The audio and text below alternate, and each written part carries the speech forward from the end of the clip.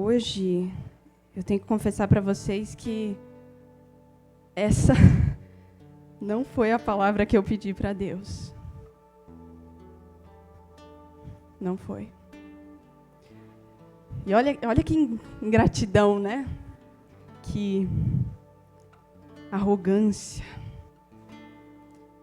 Eu falei para Deus, faz do teu jeito, porque do teu jeito é melhor. Mas se eu puder fazer uma sugestão. E aí Deus me deu uma palavra e eu fiquei angustiada. Eu passei o mês inteiro angustiada com essa palavra. E aí as coisas foram acontecendo. E eu comecei a entender o porquê de Deus ter me dado essa palavra. Quando a Júlia estava aqui, ela comentou que eu tinha notado que todas as pregações de solitude estavam seguindo um padrão. Não para dizer a mesma coisa em cada pregação, mas para dizer a mesma coisa como um todo, repartido em partes para que a gente entendesse. E aí você tem a pregação da pastora, onde você descobre o que é solitude, né? A sabedoria do silêncio. Você teve a pregação do Lucas, e ali foi um monte de coisa. Foi quando, quem, onde, quem você é, quando a música termina, quando os ruídos se vão, quem você é na presença de Deus. E aí veio a minha amiga Júlia, para te explicar o porquê. Por que solitude? Porque Jesus morreu pelo seu melhor. E eu estou aqui para te falar o para quê. Para que solitude? Só que essa foi a minha angústia. Porque parecia que não fazia sentido o que Deus tinha me dado com o para quê. Eu demorei para entender. Hoje, eu não vou te explicar para quê. Hoje eu quero que você e eu façamos um exercício prático de solitude. Solitude em movimento. Fica de pé.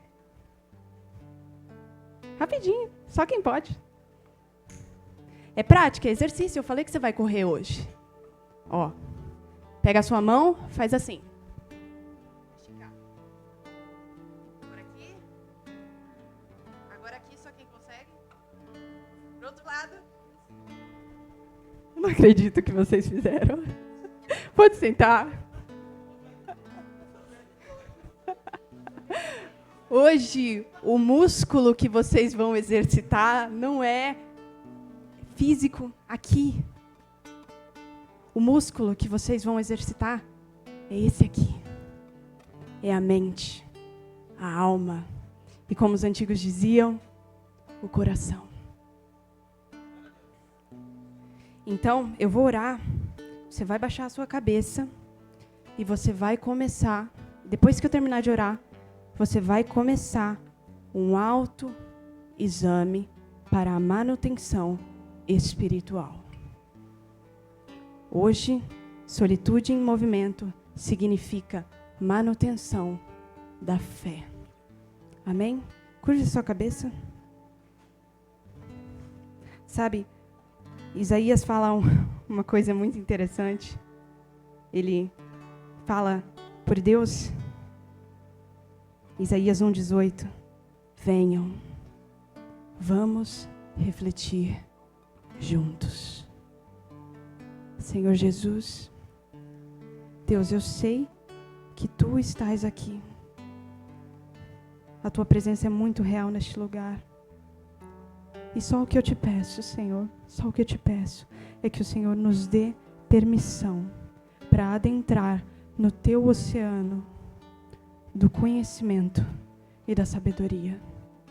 Que o Senhor nos permita trazer o nosso ego, trazer os nossos desejos, trazer os nossos medos para cá.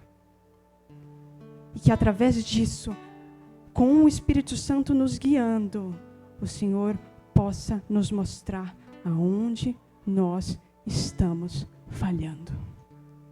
Em nome de Jesus, eu te peço, Senhor, é contigo, não comigo. Amém.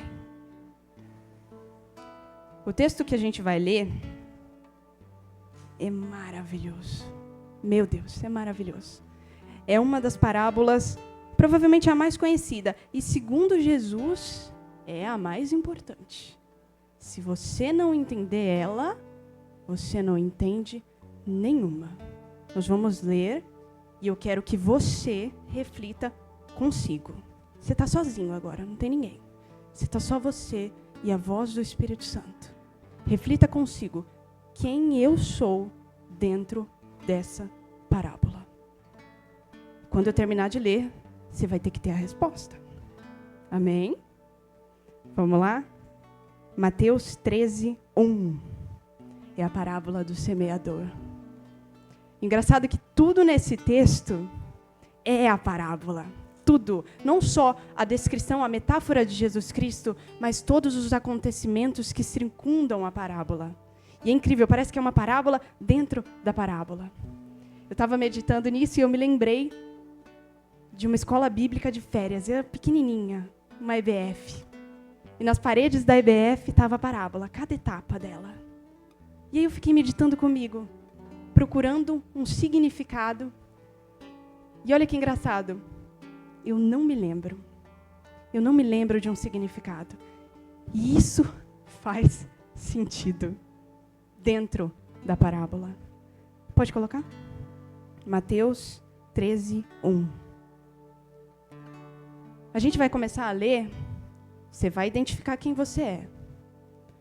Mas já para eliminar, você não é o semeador. Hoje não. Se fosse um culto de missões, talvez você seria, mas hoje não. Você não é o semeador. Tá bom? Naquele mesmo dia, Jesus saiu de casa e assentou-se à beira-mar. Reuniu-se ao seu redor uma multidão tão grande que por isso ele entrou num barco e assentou-se ao povo reunido na praia. Jesus falou muitas coisas por parábolas, dizendo: olha isso, o semeador saiu a semear. Enquanto lançava a semente, parte dela caiu à beira do caminho. As aves vieram e a comeram. Parte dela caiu em um terreno pedregoso, onde não havia muita terra. Logo brotou, porque a terra não era profunda. Mas quando saiu o sol, as plantas se queimaram e secaram, porque não tinham raiz. Outra parte caiu no meio dos espinhos, que cresceram e sufocaram as plantas. Outra ainda caiu em boa terra, deu boa colheita, a 100, 60 e 30 por 1. Aquele que tem ouvidos para ouvir, ouça. Os discípulos aproximaram-se dele e perguntaram: por que falas ao povo por parábolas? Ele respondeu: a vocês foi dado o conhecimento dos mistérios do reino dos céus, mas a eles não. A quem tem será dado, e este terá em grande quantidade. De quem não tem, até o que tem lhe será tirado. Por essa razão eu lhes falo por parábolas, porque vendo, eles não veem, e ouvindo, não ouvem nem entendem. Neles se cumpre a profecia de Isaías. Ainda que estejam sempre ouvindo, vocês nunca entenderão. Ainda que estejam sempre vendo, jamais perceberão.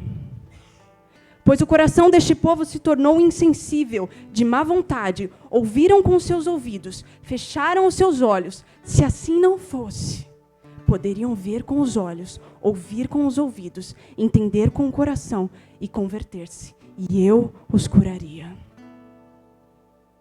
Mas felizes são os olhos de vocês, porque veem, e os ouvidos de vocês, porque ouvem. Pois eu digo a verdade, muitos profetas e justos desejaram ver o que vocês estão vendo, mas não viram, e ouvir o que vocês estão ouvindo, mas não ouviram. Portanto, ouçam o que significa a parábola do semeador. Quando alguém ouve a mensagem do reino e não a entende, o maligno vem e arranca o que foi semeado em seu coração. Esse é o caso da semente que caiu à beira do caminho. Quanto à semente que caiu em terreno pedregoso, esse é o caso daquele que ouve a palavra, logo a recebe com alegria. Todavia, visto que não tem raiz em si mesmo, permanece pouco tempo. Quando surge alguma tribulação ou perseguição por causa da palavra, logo a abandona. Quanto à semente que caiu no meio dos espinhos, esse é o caso daquele que ouve a palavra, mas a preocupação desta vida e o engano das riquezas a sufocam, tornando-a infrutífera. E quanto à semente que caiu em boa terra, esse é o caso daquele que ouve a palavra e a entende, e dá uma colheita de 100, 60 e 30 por 1. É isso. Agora me fala. Quem é? Levanta a mão. Quem é a semente que caiu à beira do caminho?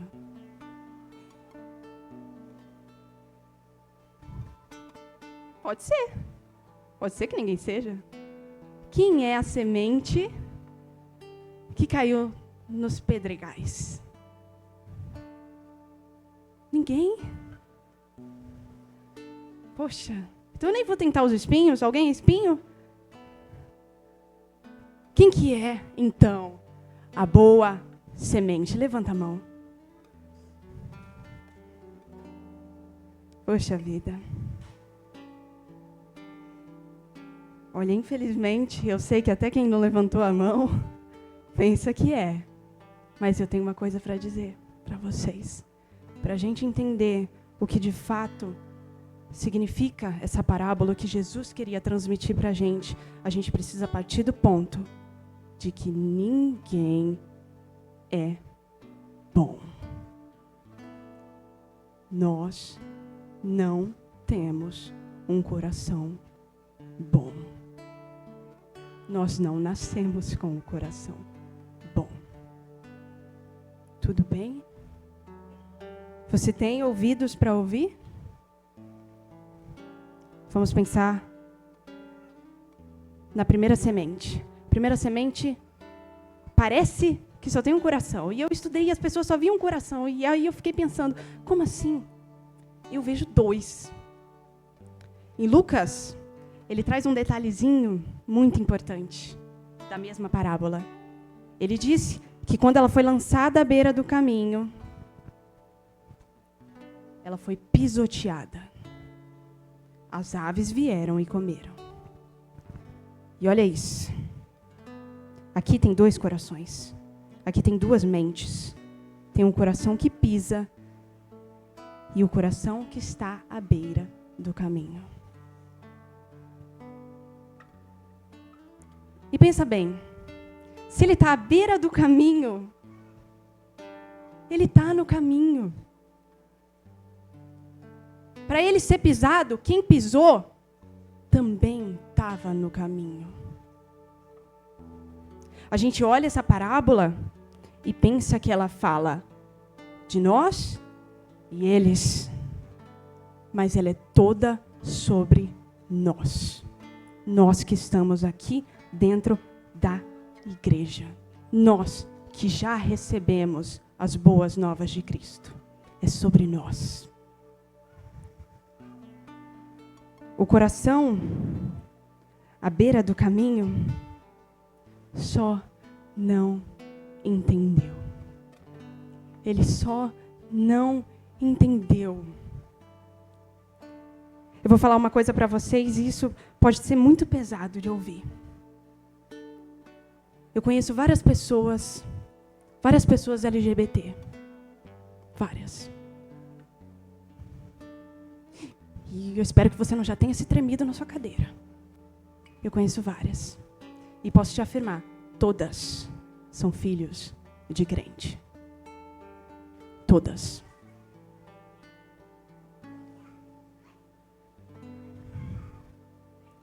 Um dos meus amigos foi espancado pelo próprio pai. A pretexto de que ele estava transmitindo a palavra. Ele foi espancado pelo próprio pai. Mas é uma pessoa, eu conheci uma pessoa com fé. Uma pessoa que acreditava em Deus. Só que ele foi pisoteado. Ele estava no caminho. Ele só não havia entendido. E o engraçado é que quem pisou também não entendeu nada. A mão que bateu no rosto do meu amigo era a mão de Jesus Cristo? Não. Era a mão do maligno. Era a mão do diabo.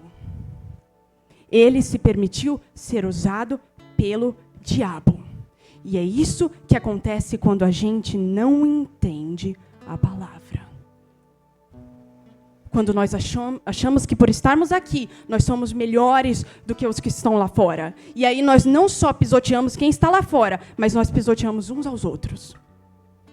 Nós recebemos uma procuração do inferno na mão, nos permitindo fazer todo o tipo de iniquidade. Todo tipo de mal. Você quer receber essa procuração, irmão? Você quer ter esse poder de destruir? Depois nós vamos para o coração de pedra. E o coração de pedra... o coração de pedra conhece a palavra. Ele recebe a palavra. Ele ama a palavra. Coração de pedra. Quando ele ouve Jesus pegando um balde, um paninho, o coração de pedra fala assim: não, não, Senhor. Eu não sou digno de que você lave os meus pés. E aí Jesus fala: mas se eu não lavar, você não tem parte comigo? E ele fala: então lava tudo. Coração de pedra gosta de lei, gosta de regra. Ó, tá na palavra. Tomou 3 tiros, morreu, estava assaltando. É o que a palavra diz. Ó, é a lei da semeadura. Aqui se faz, aqui se paga. Estão falando de Jesus? Ó, o coração de pedra já pega a espada, já saca, já corta a orelha de quem tiver pela frente.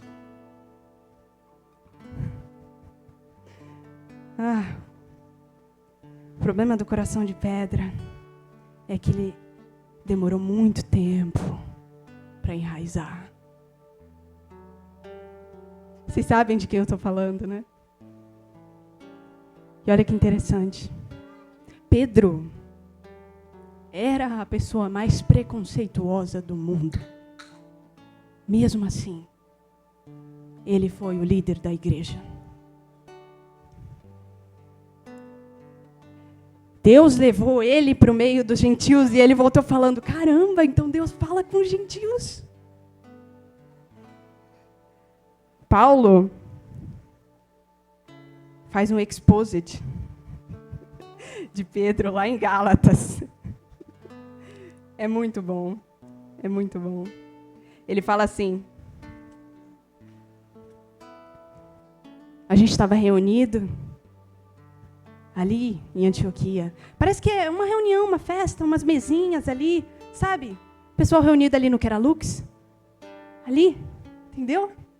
E o Pedro estava lá. Pedro estava de boa, conversando com o pessoal do Keralux, com o pessoal do Danúbio. Ele estava de boa. Só que aí, chega o bispo. Chega Tiago. Pedro, na hora, pega a sua cadeirinha e coloca na mesa de Tiago. E todos os outros judeus fazem a mesma coisa. E os gentios com quem Pedro estava conversando, o pessoal do Queralux, é totalmente esquecido. Paulo, que diz dele mesmo, eu não era nada, eu mal conhecia eles, eu tinha visto eles uma vez. Eu fui até a mesa de Pedro, eu olhei para Pedro e disse, ei, hipócrita, você tem vivido como um gentil, você tem vivido como um que está lá fora. E aí você quer dizer para eles como eles devem se portar? Você quer dizer que eles devem se portar como quem está dentro? A gente já sabe o que é a palavra. Nós sabemos que nós não somos justificados pela letra, mas por aquele que escreveu a palavra. Aleluia! E aí quando ele fala dos Gálatas, porque os Gálatas, eles são esse coração de pedra, ele diz assim, ó insensatos, quem os enfeitiçou? Foi diante dos seus olhos que Jesus Cristo foi exposto como crucificado? Gostaria de saber apenas uma coisa. Foi pela prática da lei que vocês receberam o Espírito ou pela fé naquilo que ouviram? Mas está na lei, está na letra. Aí Jesus vem.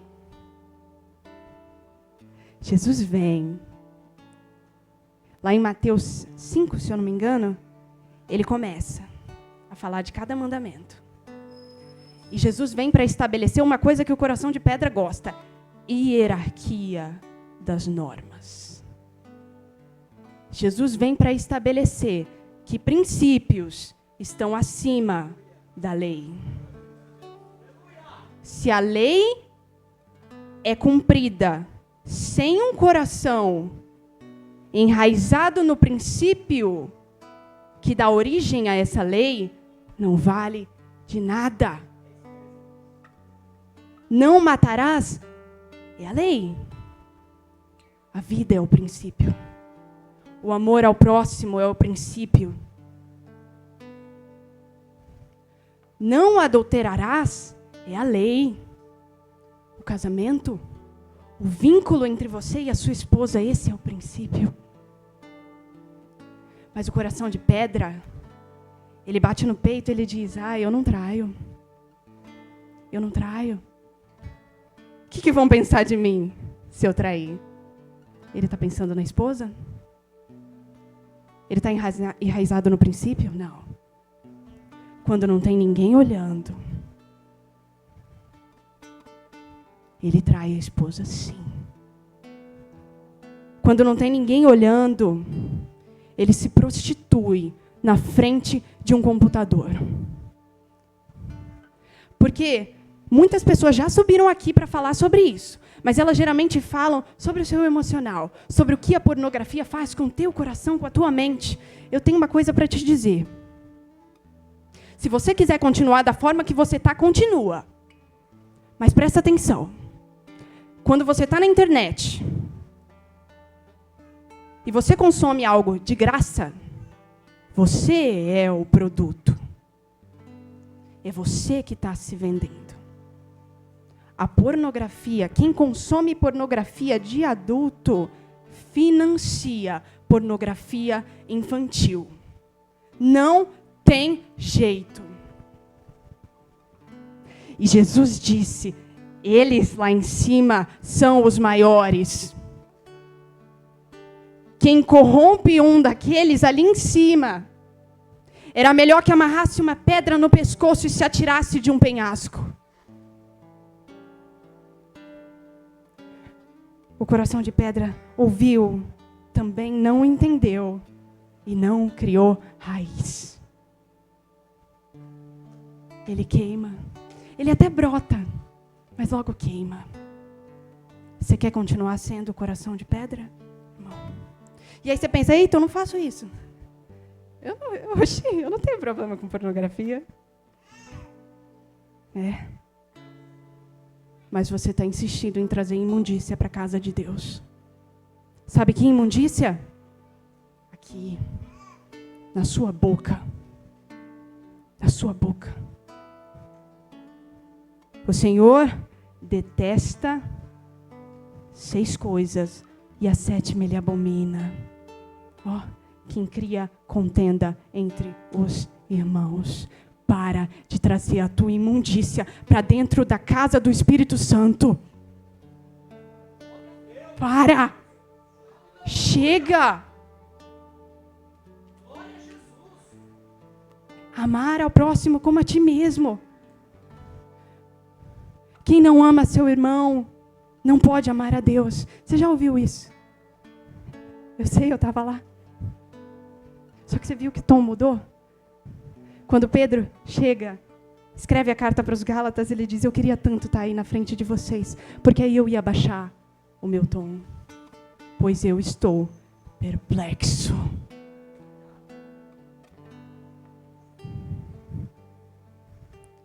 Talvez você não seja nem o de pedra, nem o à beira do caminho, mas o que está entre os espinhos. E aí eu fiquei pensando, poxa, a gente pensa que o dos espinhos é aquele que se entregou à vaidade, que se entregou às preocupações do mundo. E aí eu fico pensando, mas e antes, como é que ele chegou ali? O que teve antes? Imagina um coração na sua mão e imagina espinhos crescendo sobre esse coração. Essa pessoa foi rasgada. Essa pessoa foi dilacerada. E provavelmente por um dos outros corações.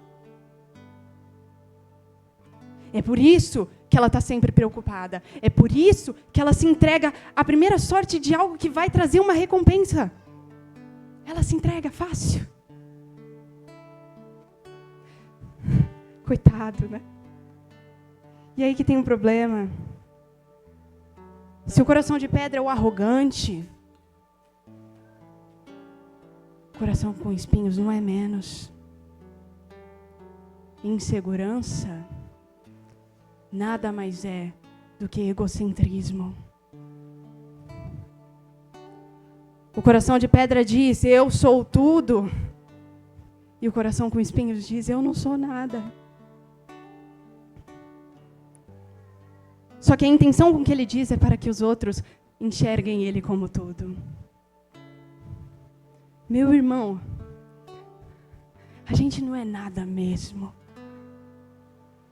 A gente não é nada. É fácil se eximir da culpa. Nós não estávamos lá. Não fomos nós que crucificamos Jesus, não é? Os judeus são horríveis. Herodes, Pilatos, os gentios e os judeus crucificaram Jesus. Se você estivesse lá, você também teria crucificado Jesus. Como você faz? Todas as vezes que você se entrega ao seu pecado. Uma coisa é pecar porque falhamos, somos todos pecadores, estávamos destituídos da graça. Isso é uma coisa. Outra coisa é amar o pecado. Outra coisa é se deleitar no pecado. Deus te trouxe aqui para te dizer, filho, essa exortação é mimo. É privilégio. Porque significa que você ainda está nele. Só que o amor dele ainda não foi aperfeiçoado em você. Porque se você não estivesse nele, aí era outra fala. Aí era raça de víbora. Longe de mim, eu não te conheço. Se você ainda está ouvindo a voz de Deus, é porque Ele ainda tem misericórdia de você. Contaram uma mentira pra gente. Disseram que se a gente peca, a gente não recebe a graça de Deus.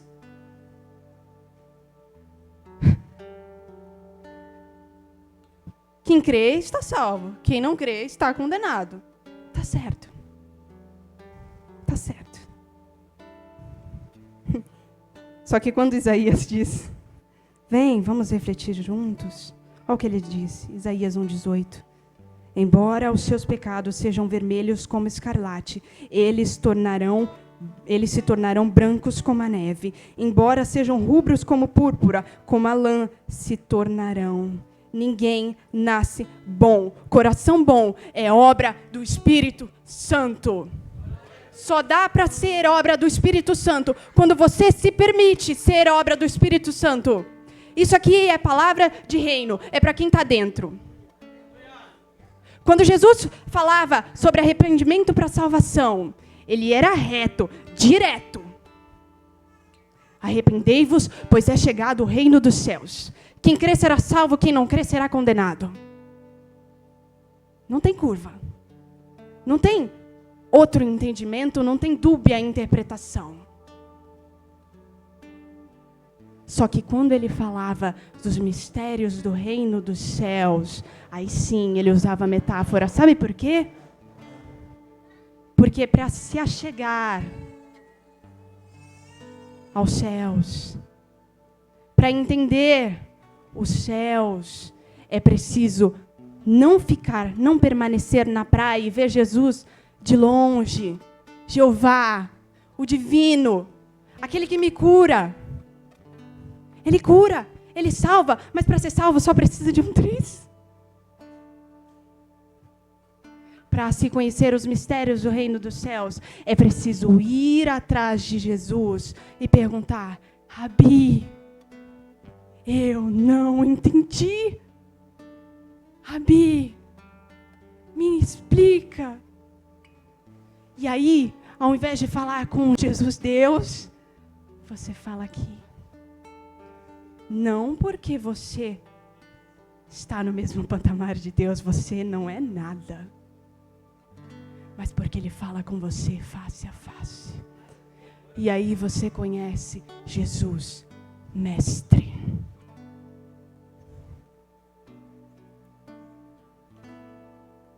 Ele é um Deus de princípios.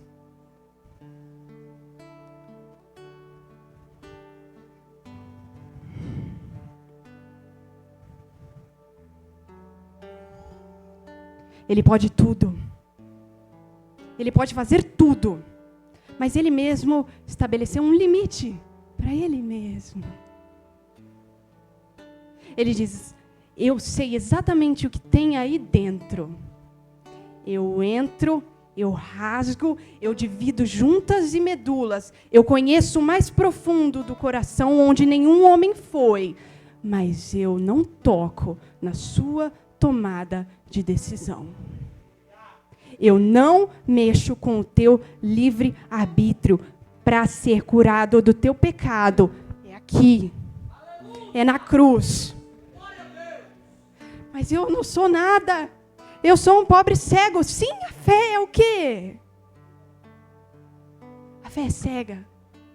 Mas ele é racional.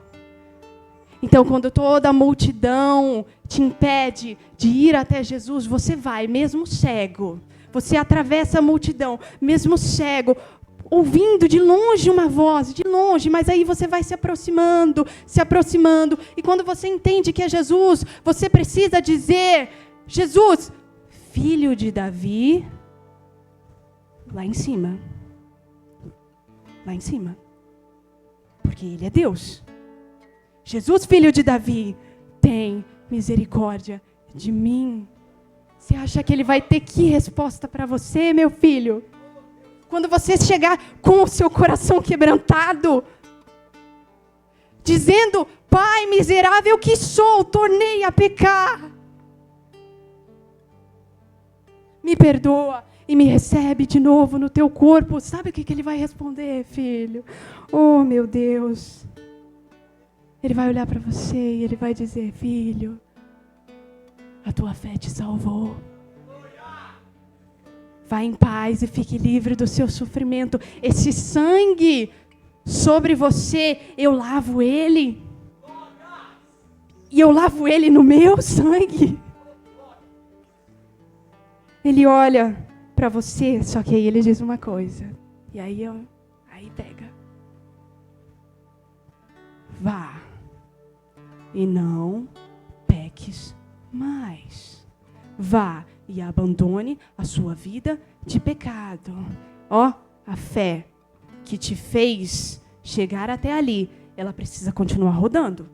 Ela precisa continuar girando no seu coração. Ela precisa amadurecer. Como é que eu faço isso? É difícil. É difícil. A gente estava falando no Papo de Amigos sobre jejum. João Álvaro falou, é a arma mais forte do cristão. A pastora complementou, o jejum quebranta o pecado dentro de mim, esmigalha o meu coração, porque eu não preciso mais dele. Eu não preciso mais do meu corpo, eu não preciso mais de mim, eu só preciso de Deus. Ele me nutre, Ele me sustenta de pé. É chegar, com uma oração sincera, um pedido humilde, mudar de hábito. Não dá mais para dormir lendo a Bíblia. Mudar de ambiente, se for preciso deixar pessoas, deixe. Se o teu olho te faz pecar, arranca. Se a tua mão direita te faz pecar, corta fora.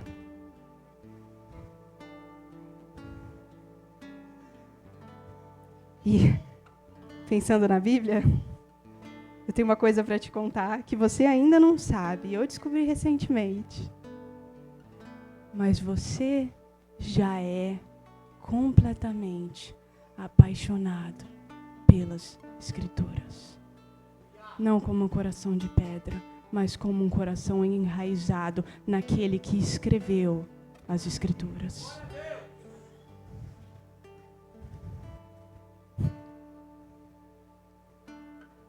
A gente precisa criar essa conexão com Deus. A gente precisa criar esse relacionamento com Deus, e a gente tem ouvido isso. Não só nas pregações de solitude, mas todas as outras. Todas as outras, é só o que a gente está ouvindo. E olha como Jesus é bom, olha como Ele é misericordioso. Ele morreu pelo seu melhor. Ele morreu pelo seu melhor. O semeador saiu a semear. Ele não estava olhando aonde estava caindo. Ele sabia onde estava caindo. Mas ele semeou de graça. Nós somos salvos pela graça. Não é o nosso mérito. Nem a fé vem da gente. É dom do Espírito Santo. E aí quando você vai, clama pelo Jesus Deus, e conhece, e vai mais além, e procura o Jesus Mestre, aí ele revela os mistérios do reino. Porque os mistérios do reino só são para aqueles que pedem discernimento dos santos.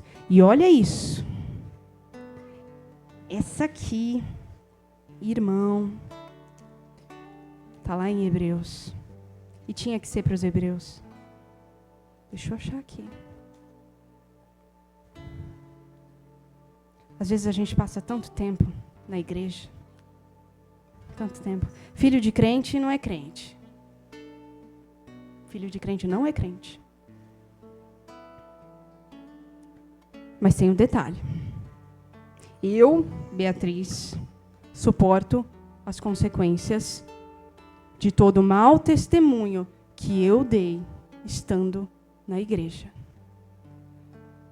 Deus abençoe a sua vida, que você já tenha escutado isso. E eu sei que tem gente aqui que já escutou. Nossa, você tem uma luz? Você é crente? Deus abençoe que você já tenha ouvido isso. Eu nunca ouvi. Seria mais fácil se alguém me dissesse: aquela ali, cheia de trevas, deve ser crente.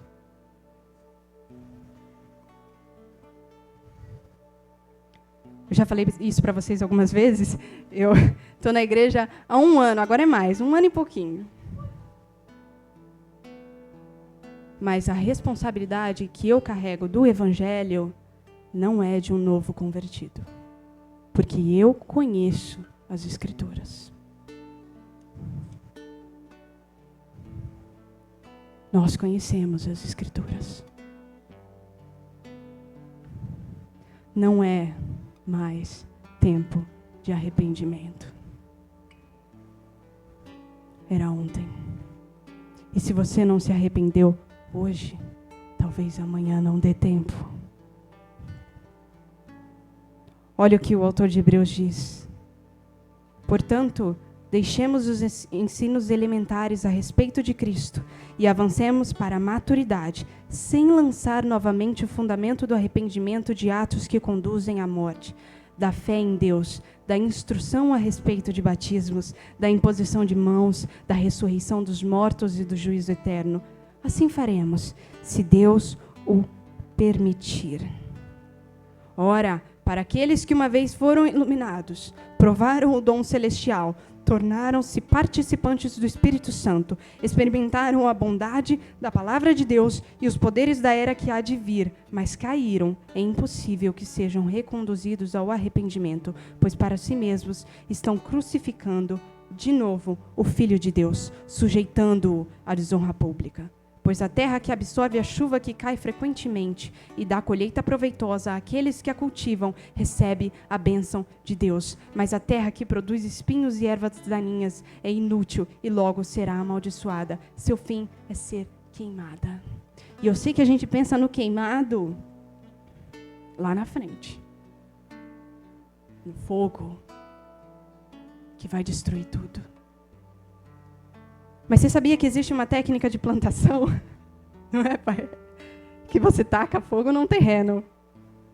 E aí depois você planta.